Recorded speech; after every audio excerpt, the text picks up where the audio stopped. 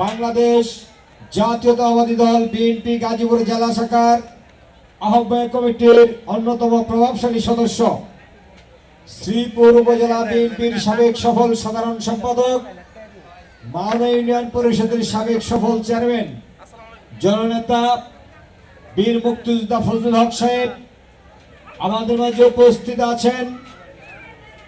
বাংলাদেশ জাতীয়তাবাদী দল বিএনপি শ্রীপুর উপজেলা শাখার অন্যতম প্রভাবশালী সদস্য, হাজী ছোটু কলিম স্কুল অ্যান্ড কলেজের স্বনামধন্য অধ্যক্ষ আলহাজ আব্দুল হান্নান সজল আমাদের মাঝে উপস্থিত হয়েছেন।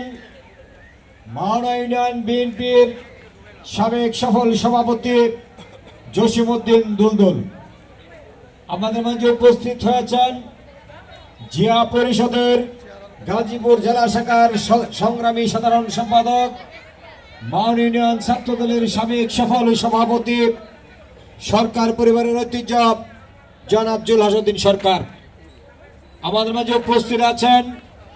Mawna union BNP